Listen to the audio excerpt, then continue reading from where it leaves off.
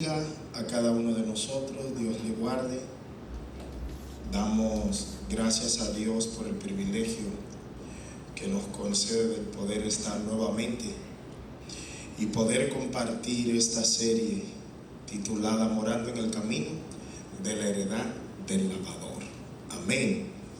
Estamos contentos, ¿verdad que sí? Amén. Sí, hemos estado aprendiendo algo por lo menos, ¿verdad? Porque la palabra de Dios realmente es bien rica, gloria a Dios. El mismo salmista dijo que sea los dichos de mi boca y la meditación de mi corazón grato a tu presencia, oh Jehová, Redentor mío y Dios mío. Así es que esperamos que esta palabra puedan ser grata a su vida y que su vida pueda ser edificada. Amén. Amén. Gloria al nombre del Señor. Muy bien.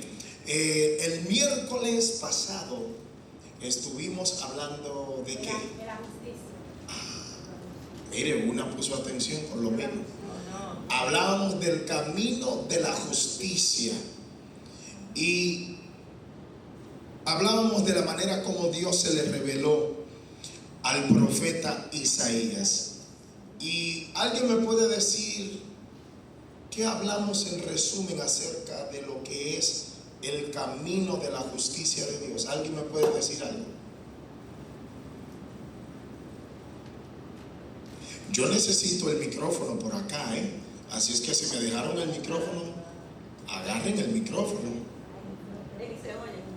¿Ah? Se oye. ¿Seguro que se oye? Se oye. ¿Sí se oye? Sí. Bueno, pues si se oye, dígame a alguien que me pueda decir ¿qué tratamos el miércoles pasado?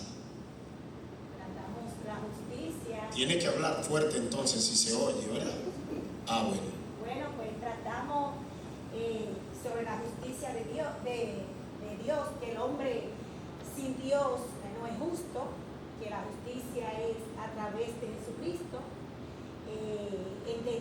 Entendimos que a través de Él podemos perdonar, a través de Él el hombre sin Cristo no es justo.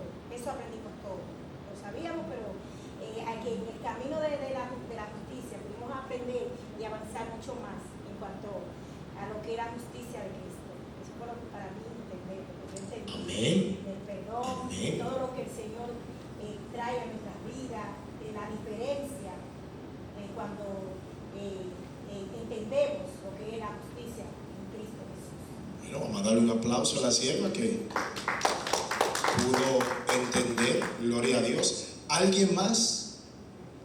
Déjeme hacer entonces una pregunta. Cuando hablábamos de la justicia de Dios, ¿cómo podemos nosotros alcanzar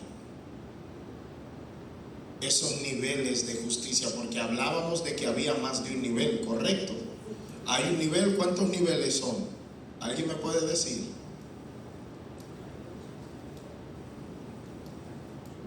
Hay mucho, yo digo que había, no sé, digo cuánto. ¿Alguien se acuerda cuánto yo dije? Muchos y que Muchos, así es. Yo dije muchos. Aunque la Biblia, bíblicamente hablando, habla de muchas justicias, pero presenta 7 niveles y yo no se los digo a ustedes, porque ya eso sería otra clase. Pero habla de 7 características de la justicia de Dios y en esas características están los niveles de la justicia de Dios. Así es que eso se lo dejo de tarea para que el pastor Daniel se lo dé a ustedes. Vamos a desquitar ahora. Sí, la Biblia habla de ellos. Y eso está en la Biblia. Y además de esos 7, entonces habla de las justicias, caminos de justicias. Y eso lo vimos en el miércoles pasado. Amén. Muy bien. Hoy nos toca tratar acerca del camino de la sabiduría. Wow. El camino de la sabiduría. Fíjense que no hemos podido desarrollar toda la semántica del pasaje bíblico de Isaías 7, ni toda la semántica de Isaías capítulo 6, porque hay muchas cosas allí, y a medida que vayamos, yo diría que vamos escalando, a medida que vayamos escalando, entonces vamos a ir tocando todo lo concerniente al tema, porque si el tema es morando en el camino de la heredad del lavador, usted sabe que cuando hablamos de un lavador necesita ingredientes para lavar ropa. O sea, si se llama lavador es porque lava ropa. Entonces todo eso tiene su trasfondo espiritual, y nos hemos quedado nada más en el camino.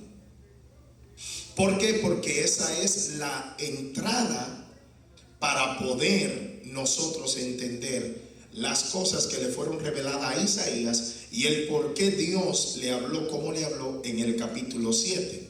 Así es que nuevamente tengo necesariamente que leer Isaías capítulo 7 versículo 3, y luego vamos a leer otra vez Isaías capítulo 6 versículo 1 al 8. Amén.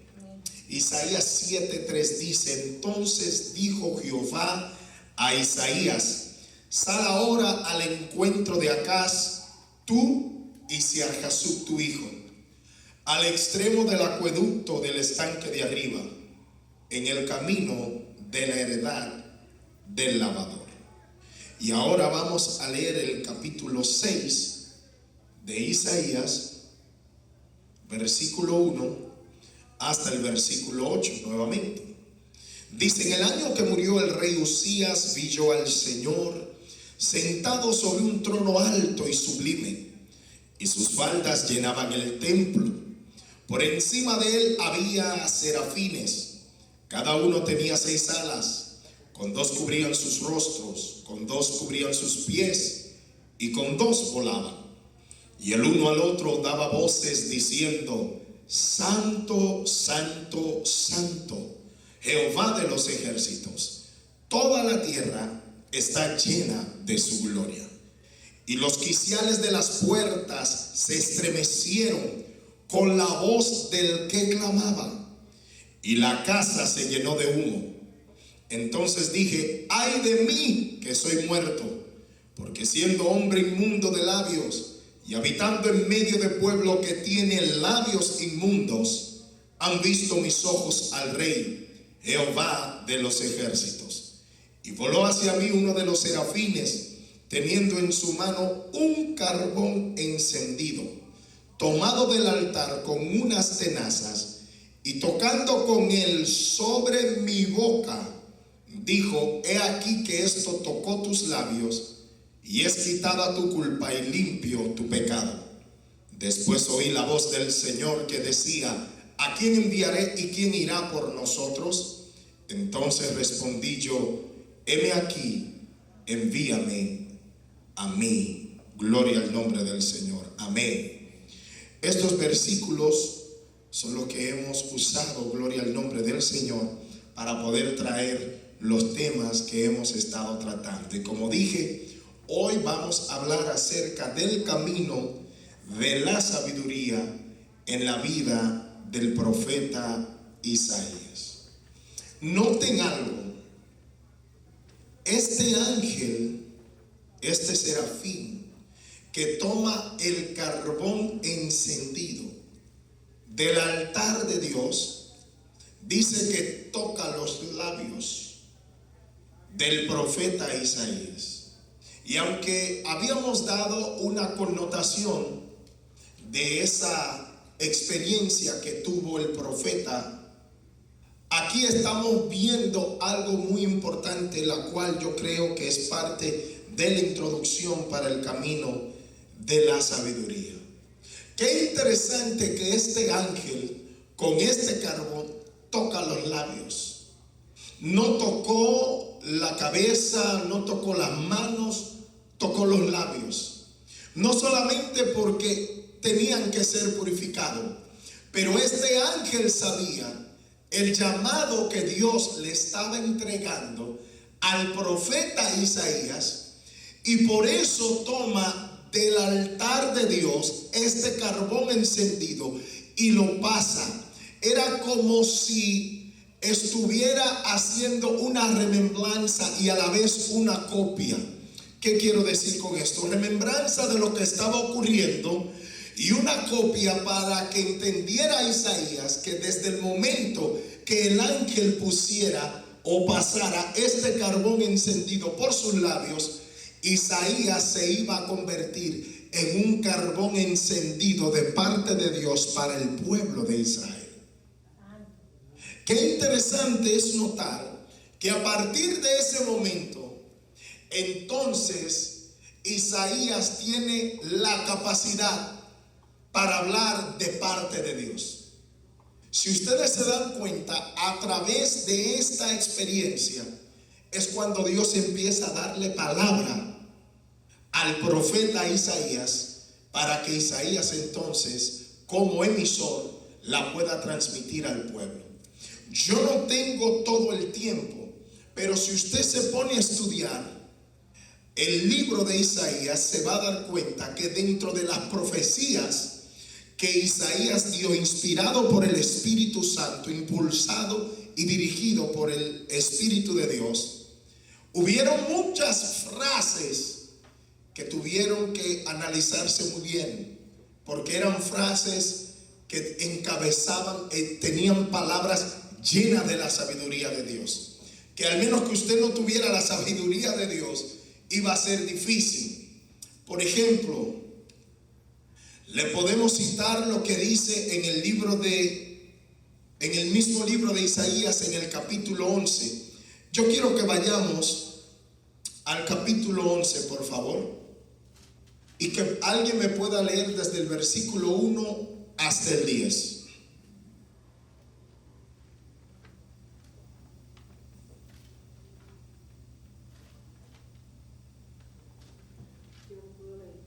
Claro que sí, en voz alta lo puede leer mi hermana.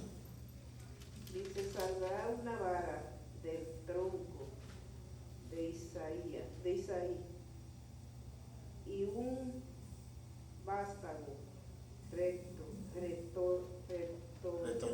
retoñará de sus raíces, y reposará sobre el espíritu de Jehová, espíritu de sabiduría y de inteligencia, espíritu de consejo y de poder, espíritu de conocimiento y de temor de Jehová. Y le hará entender diligente en el temor de Jehová. No juzgará según la vida de según la vista de sus ojos, ni arguirá por los que oigan sus oídos, sino que juzgará con justicia a los pobres, y arguirá con equidad por los mansos de la tierra, y herirá la tierra con la vara de su boca, y con el espíritu de sus labios matará al impío, y será la justicia cinto de sus lomos, y la fidelidad ceñidor de su cintura. Morará el lobo con el cordero, y el leopardo con el cabrito se acostará. El becerro y el león y la bestia doméstica andarán juntos, y el niño los pastoreará. La vaca y la osa pasearán sus su cría se echarán junta, y el león como el buey comerá paja, y el niño de pecho jugará sobre la cueva del aspi, y el recién destetado extenderá su mano sobre la caverna de la víbora. No hará mal ni dañará en todo mi santo monte, porque la tierra será llena del conocimiento de Jehová, como las aguas cubren la mar. Acontecerá en aquel tiempo que la raíz de Isaí, la cual estará puesta por perdón a los pueblos, será buscada por la gente, y su habitación será gloriosa. Amén. Gloria a Dios. Esta lectura es simplemente un ejemplo de muchos más que puedo escoger en el libro de Isaías, donde, si usted se da cuenta, aunque Isaías está dando una palabra profética, está hablando en adagios.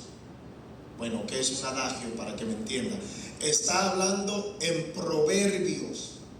Está hablando de una manera parabólica. ¿Se acordarán ustedes, por ejemplo, en el tiempo de los jueces, cuando Sansón jugaba con la fuerza que Dios le había dado y había hecho un adagio, o dicho un adagio, un proverbio, y dijo: el que me adivine le voy a dar esto, le voy a dar lo otro, y nadie pudo adivinar?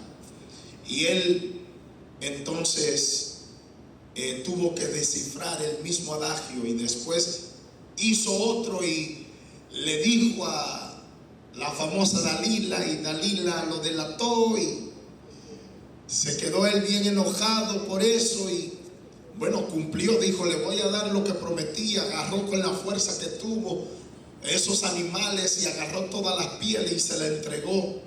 Pero luego, después, al rato, o más bien más tarde, quemó la ciudad, gloria a Dios, parte de la ciudad de los filisteos, bendito el nombre del Señor, y así se enojaron contra Sansón. Bueno, ustedes conocen bien la historia. ¿Qué es lo que quiero decirle? Nótese que en esto que está hablando aquí Isaías, dice: saldrá una vara del tronco de Isaí. El que lee eso dice: pero este hombre está loco. ¿Cómo que va a salir una vara de un tronco? ¿Qué tiene que ver una vara de un tronco? Y dice que del vástago, retoñará sus raíces, de esa vara y de ese tronco. Y luego dice: reposará sobre el tronco. O sea, esto como que no tiene sentido. Entonces, como él está hablando en parábola, es necesario poder entender lo que él está diciendo. Lo que quiero que usted vea es que todo esto que está diciendo aquí el profeta está teniendo una sabiduría tan especial de parte de Dios para decir lo que está diciendo. Y esto guarda cumplimiento con una continuidad de series de temas y de exhortaciones que está dando el profeta. Y si usted se va, por ejemplo, en el capítulo 8, desde el versículo 1, allí Isaías profetizó acerca de la invasión de Asiria y de cómo venía el juicio para el pueblo de Israel. Y también él profetizó desde ese capítulo 8, capítulo 9, capítulo 10, y aunque en el 11 hace como un lapso, hace un pare y empieza a decir algo que lo que va a hacer es fomentar, darle el sello a la profecía que ha dado desde el capítulo 8 hasta el 10. Y allí en el capítulo 9 profetiza la caída de Asiria. Y sin embargo yo quiero que leamos esto. Alguien que me lea capítulo 10 versículo 20, porque esto es importante. Isaías 10, 20.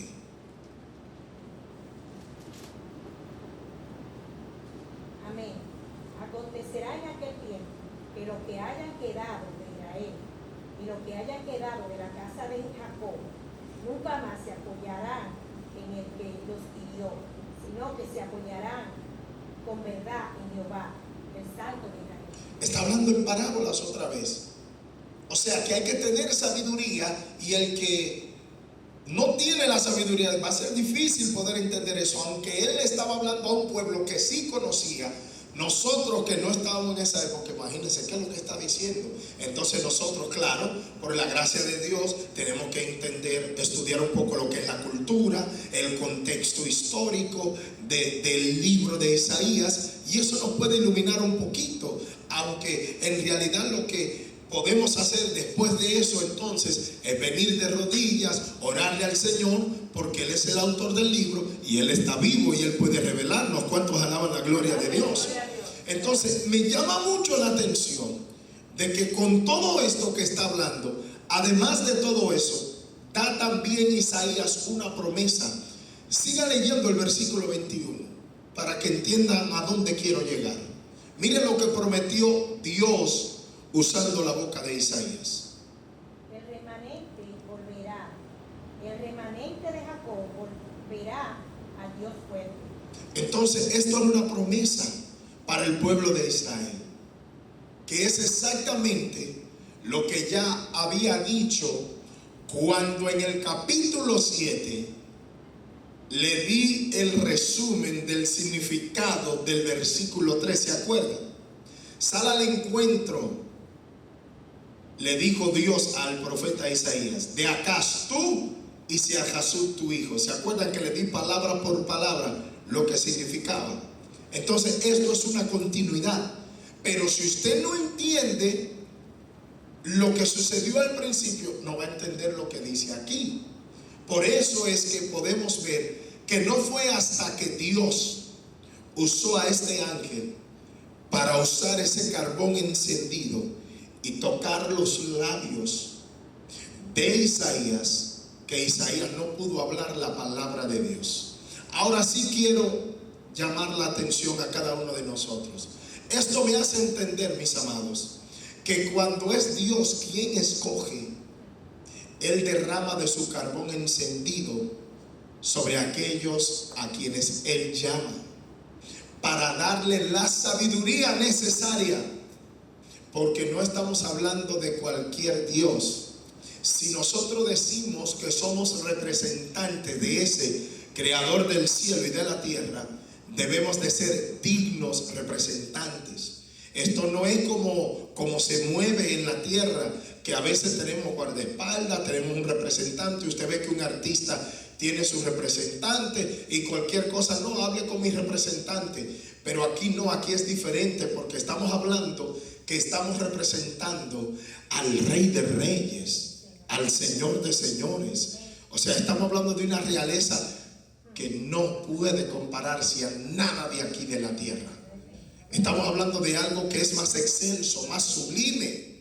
Por eso es que Dios escogió a Isaías y tiene que poner un carbón encendido. La sabiduría de Dios en la vida de Isaías, a partir de ese momento, mire, fue algo tan tangible, tan palpable, que hasta el lenguaje de este hombre llamado Isaías completamente cambió. Cambió automáticamente. Y eso usted lo puede ver, gloria al nombre del Señor, a través del mismo libro de Isaías. Cuando usted se pone a estudiar todo el libro, yo sé que no hay tiempo para que usted lo estudie todo, pero hoy quiero hablarle de la profundidad del camino de la sabiduría de Dios. ¿Por qué yo digo que es profundo? Ya que hemos hablado de parábolas y de adagios y proverbios, hay un adagio que me gusta mucho, un proverbio. Recuérdense, adagio es sinónimo de proverbio. Una frase que existe en el libro de Proverbios, me gusta mucho, escrita por el rey Salomón. Y cuando él empezó a escribir en el mismo capítulo 1, inspirado por el Espíritu Santo, en el capítulo 1, versículo 7, ¿alguien lo puede buscar, por favor? Y vamos a leer lo que dice Proverbios 1:7. Y otra persona que me vaya buscando Proverbios 9:10. Gloria a Dios. Es para que entendamos lo que es el camino de la sabiduría. Lo digo. Sí, Proverbios 1:7. El principio de la sabiduría es el temor de Jehová. Los insensatos desprecian la sabiduría y la enseñanza. Repita la primera parte nada más. El principio de la sabiduría es el temor de Jehová. ¿Ustedes están entendiendo eso? El principio de la sabiduría. Y si eso es el principio, ¿qué será la profundidad? Santo, lucha. Luego la gloria del papá.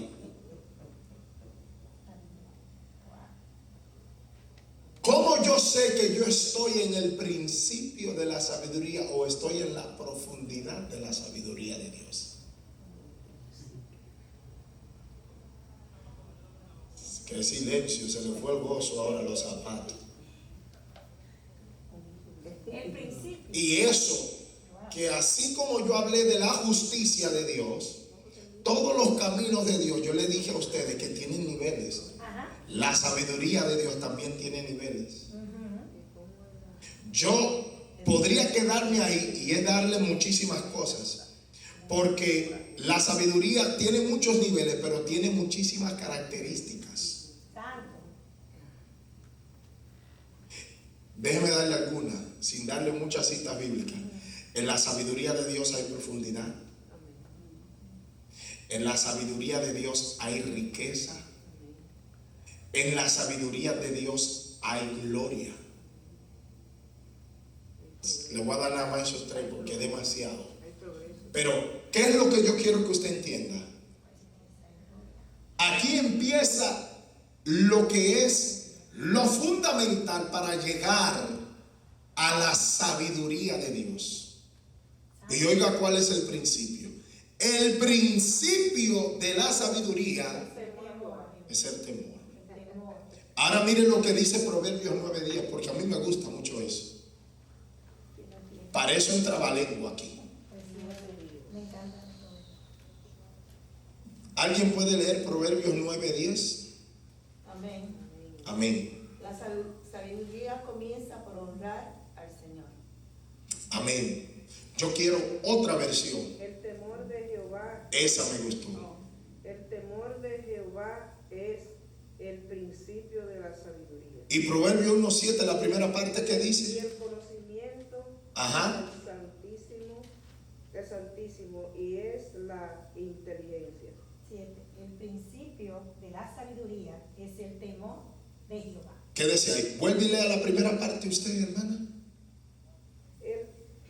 ¿Cuál es el? La 10. El 10. El temor de Jehová es el principio de la sabiduría. Parece ahí. Proverbios 1:7 dice: el principio de la sabiduría es el temor de Jehová. Y luego Proverbios 9:10 dice: el temor de Jehová es el principio de la sabiduría. ¿Y cómo es eso? ¿Cómo podemos desglosar eso? Por fin, ¿cuál es el principio? Si dice que el principio de la sabiduría es el temor a Jehová, y ahora dice el temor de Jehová es el principio de la sabiduría, pareciera un trabalengua, pero no, está diciendo lo mismo. Ahora, hay una connotación diferente. ¿Quieren saber cuál es la connotación? Muy fácil, oiga lo que dice. Literalmente hablando, que el principio de la sabiduría es el temor a Jehová. Pero el hecho de que tú hayas llegado al temor de Jehová Eso no lo es todo. Has llegado al principio. Eso es lo que te está diciendo. Tanto al revés como al derecho te lo está diciendo igual. Todo el tiempo. El principio de la sabiduría es el temor a Jehová. Y te lo está acordando el proverbista. Acuérdate, el temor de Jehová es el principio. Es el principio. No lo es todo. Entonces vuelvo y pregunto, ¿a qué nivel estamos en la sabiduría de Dios? Eso es para que nosotros nos analicemos. Amén. Porque si para entrar hay que empezar primero por el temor de Jehová. No es cualquier cosa. Gracias por ese silencio. Y fue lo que Dios le reveló en primera instancia a Isaías. ¿Por qué usted cree que él dijo, ay de mí que soy muerto? Aleluya. No era por miedo, era porque sintió el temor de Dios. Santo. Aleluya. La reverencia, reconoció quién era Dios. Santo. Le voy a dar esto porque esto es muy fácil. ¿Cómo yo sé cómo tememos a Dios? ¿O hasta qué grado le tememos? ¿Cómo podemos saber eso? Cuando vamos a suponer, cuando uno quiere hacer algo, que uno teme al Señor y uno no se atreve a hacer algo que uno lo tenga en la mente, pero que uno lo tiene en la mente, pero no se atreve a llegar a hacerlo por el temor que tiene al Señor. Ok, correcto. Pero ¿a qué nivel de temor? ¿Cómo puedo yo medir el nivel de temor, de mi temor a Dios? ¿Cómo se puede medir eso? Yo pienso que según uno va aprendiendo, según uno se va desarrollando en la palabra, uno va leyendo, uno va... Está cerca la sierva, ajá. Según uno se va acercando a la palabra. ¿Alguien más? Yo creo que el nivel de obediencia. El nivel de obediencia, correcto. ¿Y ese nivel de obediencia cómo llega? En la santidad. ¿Tiene que ver con la santidad? Claro que sí. Conociendo la palabra. Conociendo la palabra, reconociendo. Ahora me toca a mí dar una partecita más. Todo lo que usted ha dicho es cierto. Y todo esto encaja en una sola cosa. Mi nivel de temor a Dios va a depender del grado de reconocimiento, del grado de mi conocimiento en cuanto a Dios. O sea, según el nivel de cómo yo lo reconozca a Él en mi vida, así será el nivel de temor que le tendré a Dios. ¿Me doy a entender? Porque yo no puedo reverenciar algo a una profundidad en el cual yo no tengo profundidad de ese algo o de ese alguien. Y para yo tener profundidad de ese alguien, entonces incluye todo lo que ustedes dijeron. Que la palabra, que la intimidad con Dios, que la santidad, que la obediencia. Pero al punto aquí es, mi nivel de temor a Dios va a depender del grado de reconocimiento que yo le tenga a Él. ¿Sí me están entendiendo? Entonces, ¿por qué llegó Isaías a esa profundidad de sabiduría? Porque, bueno, ya hablé de lo que era la profundidad, pero en la sabiduría de Dios hay tres cosas, y aunque ya se la mencioné, pero me adelanté, pero se la voy a dar de nuevo. Yo quiero que alguien me lea Romanos capítulo 11, versículo, creo que es el versículo 33. 11:33. Sí, Romanos 11:33. Ahí habla de tres cosas que se manifiestan en la sabiduría de Dios. Oh, tengo el 33. ¿Sí? 33. ¿Sí?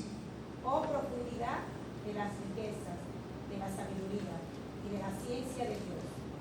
Cuán insondables son sus juicios e inescrutables sus caminos. ¿Leyeron? ¿Entendieron eso? Oh, profundidades de las riquezas, de la sabiduría y de la ciencia de Dios. Cuán insondables son sus ¿qué? Juicios e inescrutables. ¿Usted sabe lo que significa la palabra inescrutables? ¿No? No, eso no es hablar en lengua, no. Eso es castellano, aunque suene raro, inescruta. Hay que poner una cara media fea así. Pero no es hablar en lenguas. Que no lo comprendemos. Exactamente. Difícil de entender. ¿Y de qué es difícil de entender? Oye lo que dice. Cuán insondables e inescrutables son sus ¿qué? Sus caminos. Para poder entender los caminos, necesitamos esas tres características que ofrece la sabiduría. Primero, la profundidad. Segundo, las riquezas. Y tercero, la ciencia, porque la sabiduría va unida con la ciencia. Qué interesante que todo esto le fue dado al profeta Isaías en esta visión del capítulo 6. Ustedes no se dan cuenta todo lo que hemos sacado. En esa visión eran tantas las cosas que Dios le estaba dando y que Isaías la comprendió, porque si él no lo hubiera comprendido, él no hubiera hablado de eso. Cuando le hablé, por ejemplo, del capítulo 11, del capítulo 10, eso no era fácil, hablar de un tronco. ¿De qué es eso? La vara. La vara para el pueblo de Israel representaba algo muy importante, porque desde el tiempo de Moisés, Dios le ha estado hablando a través de una vara. ¿Cuántos me están entendiendo? Usó la vara de Moisés, pero también usó la vara de Aarón. Y a mí me llama la atención que cuando Dios se manifiesta en el tiempo de Moisés para libertar al pueblo que estaba esclavizado con los egipcios, tiene que hacer 9 señales. ¿Se acuerdan ustedes de eso, verdad? Y si no se acuerdan, lo pueden estudiar en el libro de Éxodo. Pero a mí me llama la atención algo. Yo sé que usted no se ha dado cuenta, pero ahora se va a dar cuenta. Esas 9 señales estuvieron repartidas entre 3 personas. ¿Sabía usted eso? No me mire serio. ¿Por qué me mira tan serio? Sí. Óigame. Hubieron 3 señales que Dios hizo, pero que en realidad a través de su poder, pero quien fue el causante de todo fue Moisés. Pero hubieron 3 señales que Dios usó: la vara de Aarón, alaba la gloria de Jehová, y hubieron 3 señales que tuvo que hacer Dios. Alaba lo que está vivo.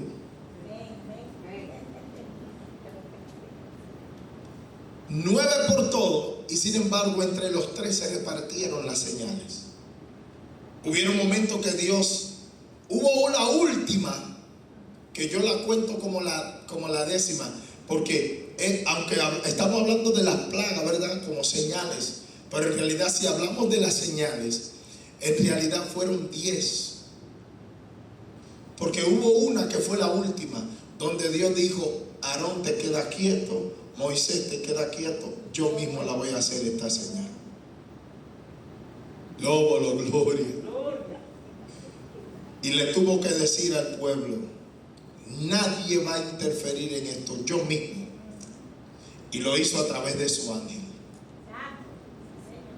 Lo único que le dijo a Moisés fue: agarra un cordero y la sangre de ese cordero ponlo en los dinteles de la puerta, para cuando pase mi ángel, él pueda entender el pacto y a través de esa sangre no toque al pueblo de Israel.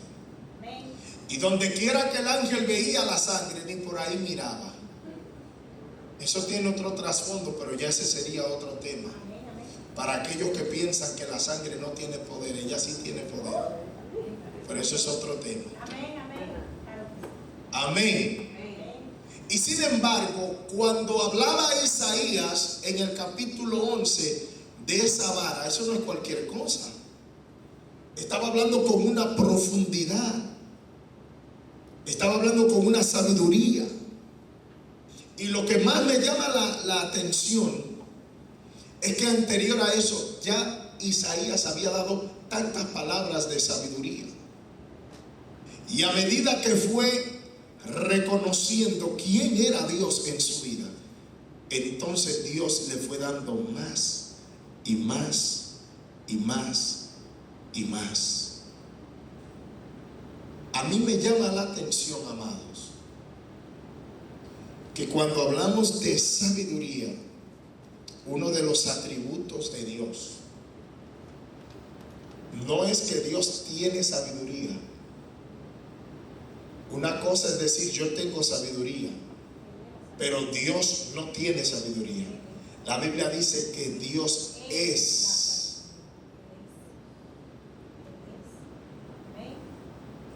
Dios es sabio, Él es sabiduría.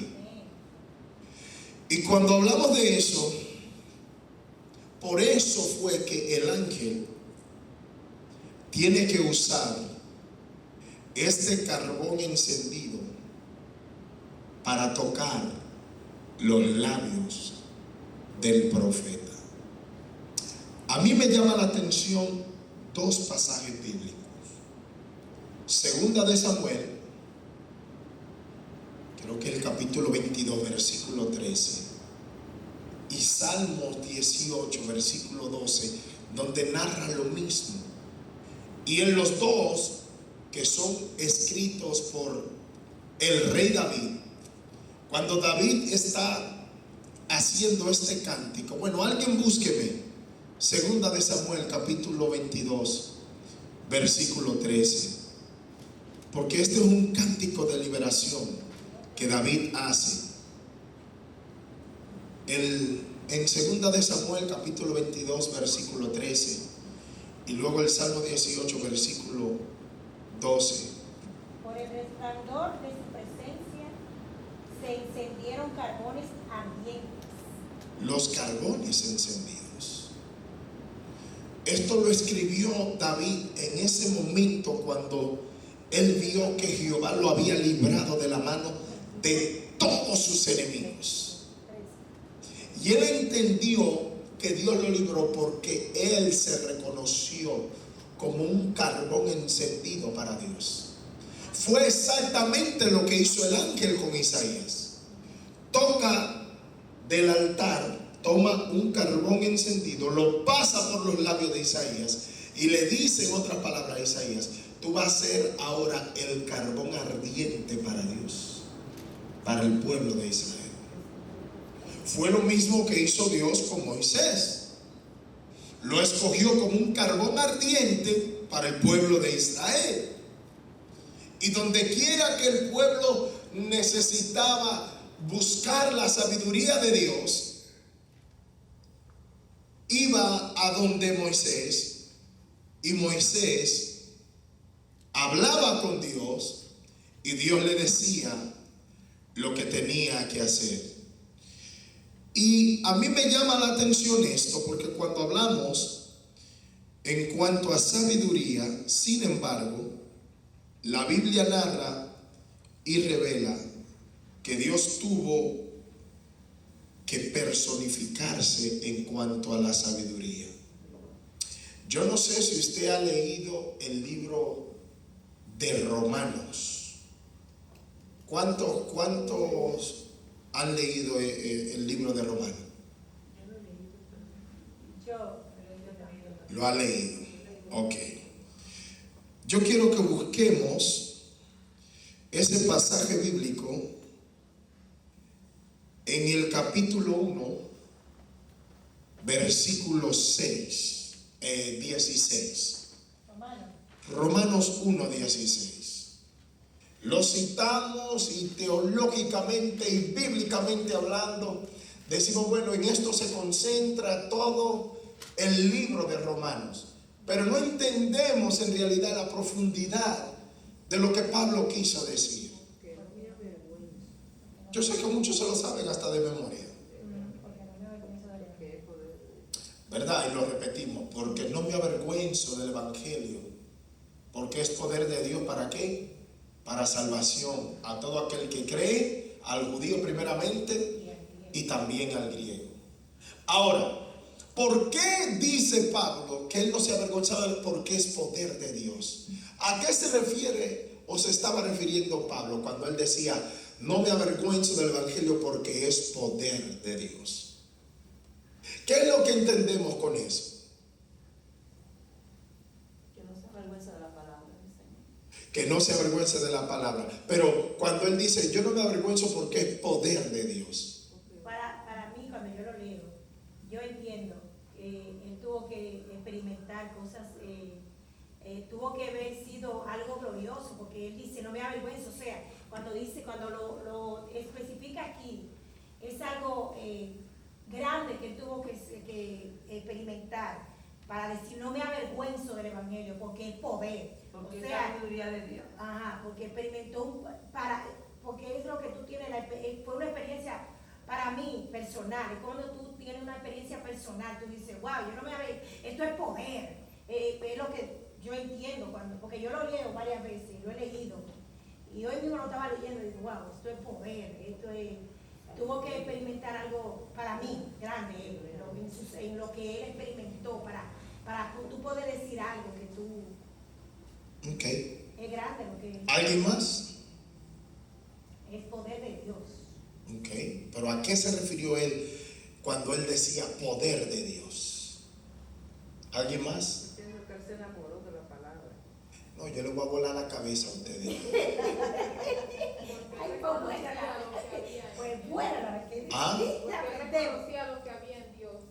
¿Y qué era lo que había en Dios? la sabiduría. El poder, la sabiduría. La sabiduría, Dios, pues mira, muchachos. Está cerca. El poder, la sabiduría. No se vale, porque es que yo te digo muchas cosas y no se vale. El poquito de cabello que tiene Daniel se lo voy a quitar yo ahora. Ay, no. Aquí Pablo habla como un rejuego de palabras. Y sin embargo, para entender en realidad, mire qué cosa, con la profundidad de la cual Pablo estaba hablando, lo que él no pudo decirle por completo a la iglesia que estaba en Roma, se lo dijo a la iglesia que estaba en Corinto. Ay, chichi. Vayamos a Primera de Corintios, porque estamos hablando de lo que es el Evangelio y del poder de Dios, ¿verdad que sí? Entonces hay que entender a qué se refería Pablo cuando él decía, no me avergüenzo del Evangelio.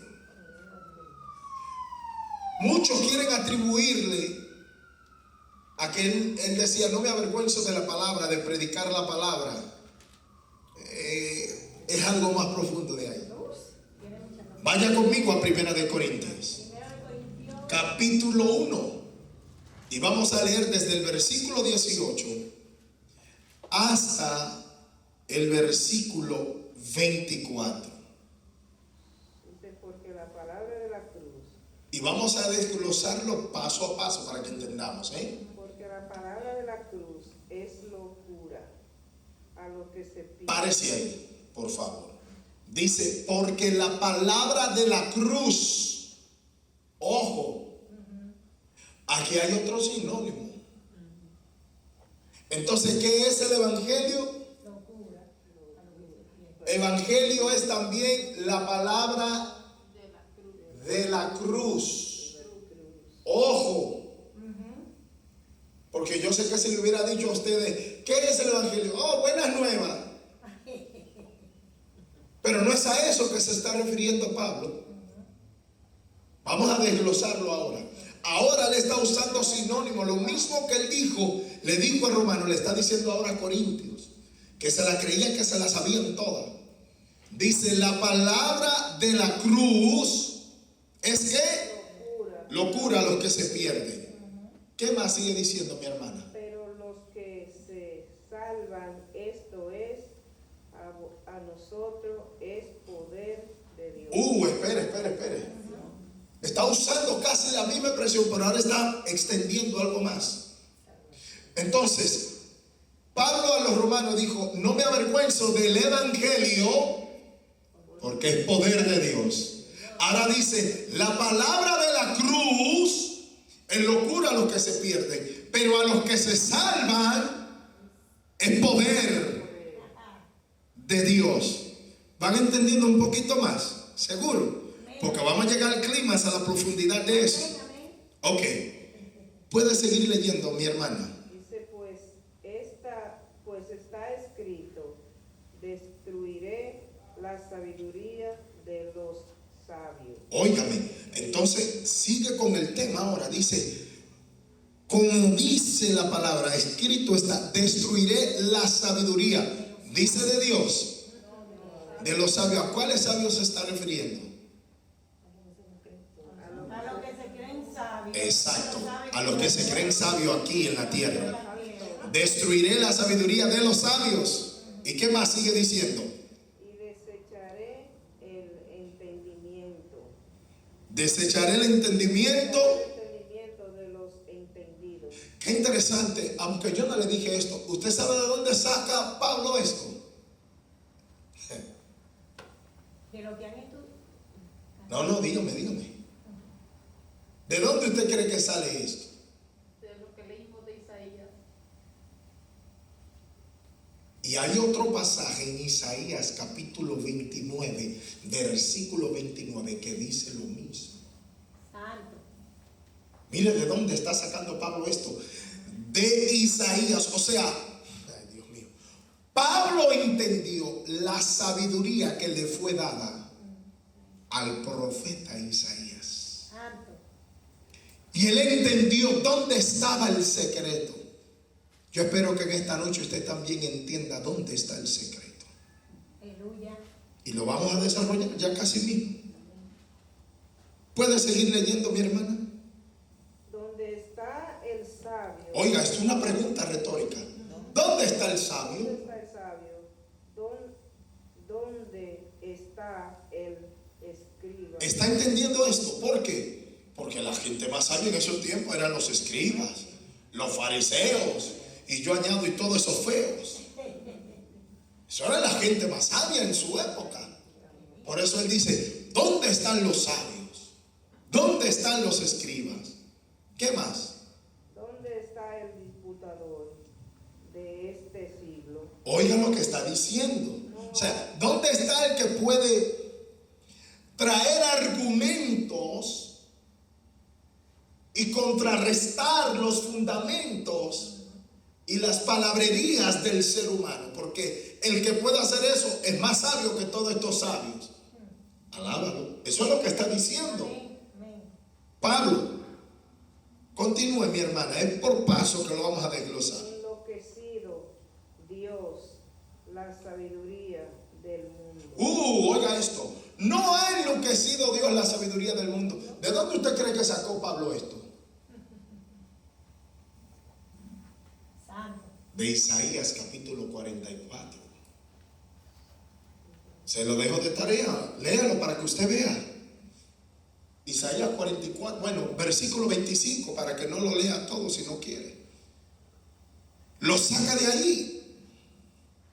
Pero ¿qué más sigue diciendo, sierva? Dice, pues ya que en la sabiduría de Dios el mundo no conoció a Dios mediante la sabiduría. Haga una pausa ahí, porque ahí hay una coma. Oiga lo que dice. Ya que la sabiduría de Dios, el mundo no conoció a Dios mediante la sabiduría. ¿Está entendiendo el trabalengua? Entonces, espérenme. Si el mundo no conoció a Dios mediante la sabiduría, ¿cómo conoció el mundo a Dios? Daniel, hable ahora. Por la predicación. Por la predicación. Sí, por la predicación. ¿Tiene que ver con la predicación? ¿Qué más? Bueno, la predicación de la cruz. Claro, la predicación de la cruz. ¿Qué más? Le voy a volar la cabeza a ustedes hoy. Estamos hablando de sabiduría. Por la locura de la predicación. Pero acuérdense. ¿Y esa locura qué es? No. Poder de Sí, pero esa locura es sinónimo de... Sí, pero Pablo dijo algo en Romanos 1 de él. Entonces, óigame, el mundo no conoció a Dios mediante la sabiduría, sino que fue mediante el evangelio, que es la predicación de la locura, pero no hemos entendido todavía. Para poder entender hay que entender entonces qué es el evangelio y qué es la predicación de la locura. Sabiduría de Dios. Sabiduría de Dios. Es que por eso yo lo tengo que dar por parte para que ustedes entiendan. Oiga esto. Para poder entender eso, dice, Pablo lo está diciendo, el mundo no conoció a Dios mediante la sabiduría, refiriéndose a la sabiduría humana. ¿Ok? Amén. Escuche esto, por favor. Dice aquí, pues ya que en la sabiduría de Dios el mundo no conoció a Dios mediante la sabiduría, ahora oiga esto. Lea la parte B de ese versículo 21. Dice, pues ya que en la sabiduría de Dios el mundo no conoció a Dios, mediante la sabiduría agradó a Dios salvar a los creyentes por la locura de la predicación. Oiga esto. La locura de la predicación. Espérese. Entonces, ¿cómo salvó a los hombres? Por la locura de la predicación, que es sinónimo del evangelio. Entonces, aquí está dando la clave. Evangelio igual a predicación de locura, pero hay una incógnita. Tenemos que descubrir qué es eso. Aquí lo vamos a leer. Siga leyendo ahora. Dice 22, porque los judíos piden señales y los griegos buscan sabiduría. Oiga esto. Está diciendo Pablo, claro. ¿Sabe por qué Dios no salvó al mundo mediante la sabiduría? Porque los judíos piden señales y los griegos buscan sabiduría. Y dicho sea de paso, en estos versículos que estamos leyendo, se lo voy a dejar de tarea. ¿Cuántas veces menciona Pablo la palabra sabiduría? Pero ¿qué sigue diciendo? Versículo 23, mi hermana. Dice, pero nosotros predicamos a Cristo crucificado para los judíos, ciertamente tropezadero, y para los gentiles locura. Párelo ahí. Oiga esto. Oiga esto. Ahora Pablo está diciendo, aunque todo esto es lo que el mundo anda buscando, sabiduría que no llena, que no satisface, porque es una sabiduría filosófica nada más que queda en el aire y que cae al vacío. Pablo ahora dice, pero nosotros predicamos a Cristo crucificado. Y este Cristo crucificado para los judíos ha sido un tropezadero. ¿Usted sabe lo que es tropezadero? Lo mismo que la palabra resbaladero. Hace que un domingo atrás, el domingo pasado, estuvimos en Baltimore, ¿verdad? Predicando bajo el Salmo 121, donde David decía, no dará tu pie al resbaladero. Aquí habla del tropezadero, que es lo mismo que el resbaladero. El resbaladero era un instrumento que se usaba donde simplemente se usaba para deslizarse. Y eso tenía tres connotaciones. Esa palabra de resbaladero, ¿ok?, se puede utilizar para referirse a tres cosas completamente diferentes. Si se escribe en una oración original del hebreo, si se usa como un dicho, es para referirse a un lugar. Y cuando se habla de un lugar, es para decir, hey, alerta, hay peligro ahí. Como cuando usted ve una señal de tránsito que le dice, no entre, porque sabe que si va a entrar, como decían en un episodio, Jerónimo. Ya usted sabe, cayó el infinito. Pero cuando se usa como si fuera un objeto o una cosa, es para referirse a eso, a algo con el que usted puede usar y se puede resbalar. Pero si se usa como una acción, es para referirse ya a algo en la que usted va a hacer, que si hace eso, va a resbalar y va a caer. ¿Cuánto me están entendiendo?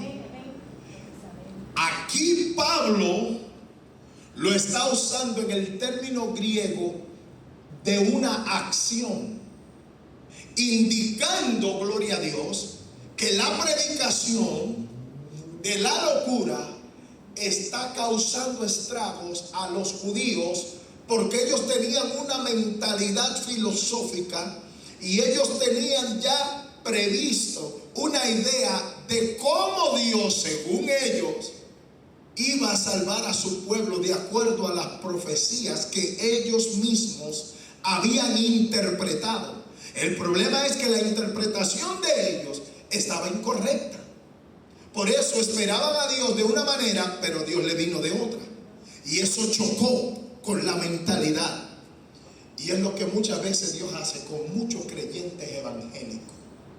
Le crea un caos aquí. Porque cuando usted y yo nos creamos un molde de quién es Dios y cómo Dios obra, caemos en un caos cuando Dios nos sorprende, porque llega de una manera diferente a la expectativa que teníamos de cómo Dios se manifiesta.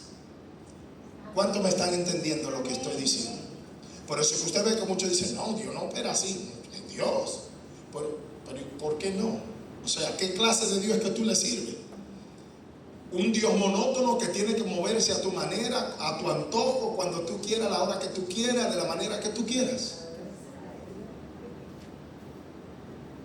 Y siempre decimos, no, eso no es de Dios. Yo tengo 50 años en el evangelio y a Dios yo lo he visto de esa manera. Claro, lo ha puesto en un molde. Y cuando Dios te saca del monte, entonces decimos, no, eso no es de Dios. El Señor reprenda al diablo, no, el Señor te reprenda a ti, que lo ha encasillado por 50 y pico de años. Ok, pero nosotros predicamos a Cristo crucificado.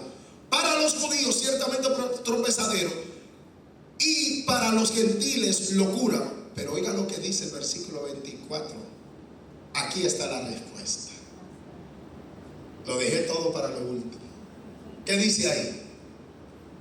Léalo, pero en voz alta como usted pueda, gritándolo ahí, que se oiga más fuerte que este micrófono. 24. Más para los llamados así, judíos, como griego, Cristo, poder de Dios y sabiduría de Dios. ¿Cómo es, hermana? ¿Cristo es qué? Es el poder de Dios. Entonces, ¿y qué más? En otras palabras, cuando Pablo dijo, no me avergüenzo del evangelio, Sabiduría. no me avergüenzo del evangelio, cuando Pablo habla de la locura de la cruz, la predicación de la locura de la cruz, no era la palabra. Está incluida la palabra, pero no era la palabra. Era Cristo. Lo que está diciendo Pablo, no me avergüenzo del evangelio, que es Cristo. Pero está diciendo algo más fuerte también. No me avergüenzo de Cristo, porque es que... Sabiduría de Dios. Poder. Y es sabiduría de... Entonces, oiga lo que está diciendo, claro. No me avergüenzo de Cristo, porque es sabiduría de Dios. Entonces, ¿dónde está el poder de Dios? En Cristo. ¿Dónde está la sabiduría de Dios? Él es la sabiduría. Entonces, amados, Santo, gloria a Dios. está claro. Está claro. Entonces, ¿por qué obtuvo? Y ahora sí, usted va a decir, "Ah, pero eso yo lo sé, sin embargo no lo hacemos". ¿Por qué obtuvo Isaías esa clase de sabiduría? ¿Qué hizo él para alcanzar eso? Y ahora, ¿se lo comía en la lengua a los ratones? ¿Cómo alcanzó él esa sabiduría? En arrepentimiento. Sí, pero de acuerdo al capítulo 6 de Isaías. Buscando su presencia. Ah, Buscando su presencia. Cuando el Señor sí, buscó la presencia, pero vayamos de partida en el principio. ¿Qué es lo que sucede en el capítulo 6 que leímos? cuando él tiene la revelación. Ok, Que entonces, ¿cómo obtenemos la sabiduría? según el Señor se nos va a revelar. A través de eso la intimidad con él. Ahí está, conociéndolo, según el Señor se nos revela. Ahora mire cuál es el problema. El Señor todos los días se nos quiere revelar. Ahí sí. Ahora, ¿qué es lo que pasa? Que nosotros no le damos el tiempo a Él para que Él se nos revele a nosotros.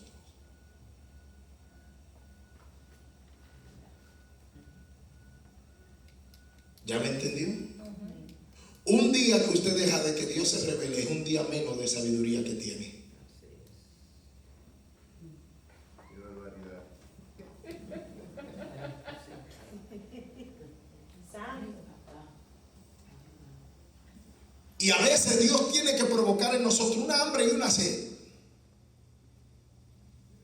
Porque son tantos los días que tenemos sin buscarle, que entonces Dios dice, ok, te voy a apretar la tuerca para que me busque, porque yo quiero revelarte sabiduría, porque tú eres mi hijo y yo te amo. Y sucede entonces que cuando le buscamos, porque ya tenemos esa hambre, entonces Dios empieza a darnos tantas cosas que de tanto que nos dice, se nos quiebra la cabeza y salimos traumados. Pero es por eso. ¿No le ha pasado a usted que cuando usted está en una clase y algo está tan bueno y el maestro está dando tantas cosas tan buenas, dice, espérese maestro, que usted me va a volar la cabeza, déjeme anotar tanto? Y el maestro, es que usted tenía tanto que no venía, que yo tengo que darle todo. No le ha pasado eso. Eso mismo hace Dios. Va contando los días. Un día, está bien. 2 días, ok. 3 días. Y todo lo que dejó de darle, entonces viene Dios y se lo desborda. Por eso es que a veces voy a decir algo que yo sé que me va a meter en problemas, pero lo voy a decir. El que Dios desborde bendiciones sobre muchos de nosotros a veces no nos conviene. Porque las mismas bendiciones nos pueden a nosotros aployar de tantas bendiciones. Le doy un ejemplo. Hay bendiciones que de parte de Dios, y no es porque Dios maldice, es que usted no está en la disposición, ni ha sido preparado, ni está maduramente para administrar todas las bendiciones de Dios. Pero Dios en su amor se lo da para que usted vea que el culpable no es él, el culpable es usted por cabezón y cabezona. Cuando Dios le habló a Ezequías, que le dijo, mira, te tengo que llevar, abogó, lloró, Dios dijo, ok. Sin embargo, hasta el momento, todo lo que Ezequías había hecho era algo para agradar a Dios. Sin embargo, cuando Dios le extendió los años de vida, oiga, lo que nunca había hecho en toda su vida, lo terminó haciendo en esos años de vida de más que Dios le dio. Entonces, en vez de ser de bendición, este hombre sirvió de maldición para el pueblo de Israel. Estúdiese, y usted estúdielo y se va a dar cuenta de eso. Hay gente que Dios viene y lo deja ahí, te voy a bendecir hasta ahí, pero usted insiste, Señor, bendíceme. Y el Señor, ¿qué cosa con este muchacho? Ok, y derrama bendiciones, y después que derrama bendiciones, deja la iglesia, deja de ayunar, deja de orar, y se va y se pierde al mundo.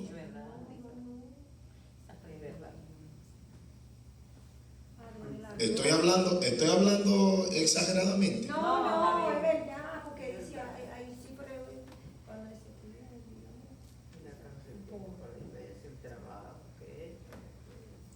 Hubo un rey que supo cómo pedirle a Dios.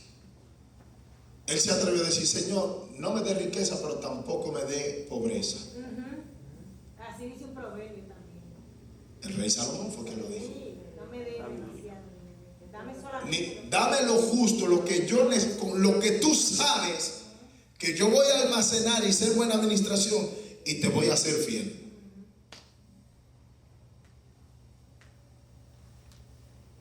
Entonces, ¿qué le quiero decir con esto? La sabiduría de Dios da equilibrio.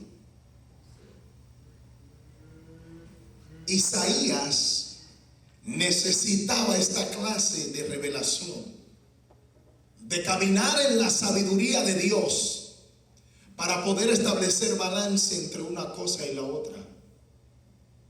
Cuando usted estudia, yo porque no tengo el tiempo, pues ya se lo fue hace rato, ay Padre del cielo. Cuando usted estudia profundamente el libro de Isaías, se va a dar cuenta que la sabiduría con la que habla el profeta no es nada más por ser profeta, sino que él aprendió a dejarse moldear. Si Isaías no se hubiera dejado pasar ese carbón encendido por sus labios, nunca hubiera hablado de la manera como habló, y lo tenemos plasmado en su propio libro que lleva su nombre. Entonces, ¿qué le quiero decir con esto? Porque ya esto es demasiado, yo lo voy a dejar hasta aquí. Dejémonos moldear por el Señor, caminemos en la sabiduría de Dios. Hay profundidades, hay riqueza y hay ciencia en el camino de la sabiduría. Pero para llegar a ella, acuérdese que hay que caminar por un principio. Y el principio es caminando en el temor de Jehová. Que Dios nos bendiga en esta hermosa noche. Y si hay preguntas o algún comentario, pueden hacerlo en esta hora. Los que están en el YouTube, si usted tiene comentarios, si tiene preguntas, inquietudes, usted lo puede postear y nosotros estaremos revisando sus preguntas y revisando cada uno de sus comentarios. ¿Algún comentario, alguna pregunta?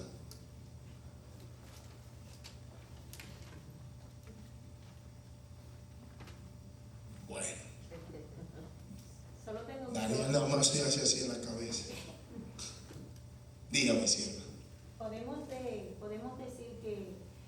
que cuando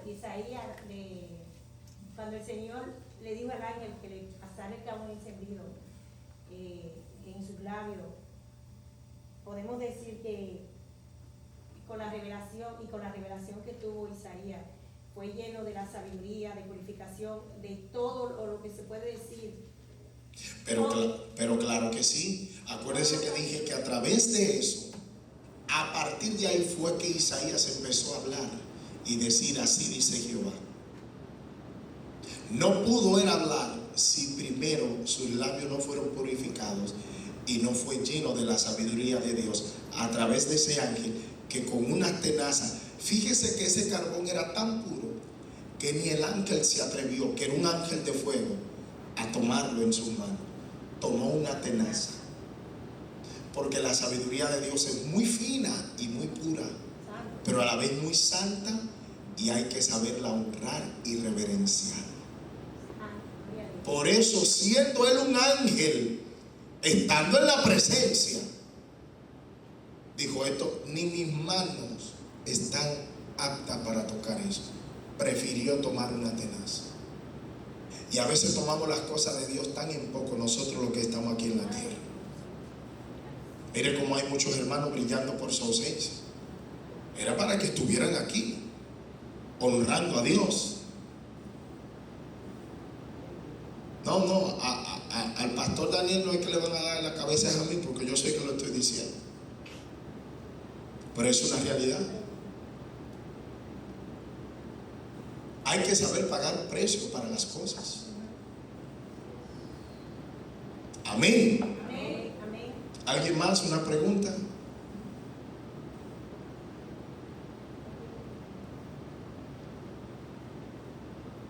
Habrá, déjenme ver si por lo menos en el... ¿Seguimos en vivo todavía? A ver si... no estamos... bueno, por si acaso para saber si hay preguntas ahí que en el YouTube, pero anyways, lo que quiero decir es esto: valoremos a Dios, honremos a Dios, pidámosle a Dios. Acuérdese, es morando en el camino. No es el asunto de que usted entre y se salga, es que se mantenga, y eso es lo que significa morar. Amén, amados. Amén. Amén.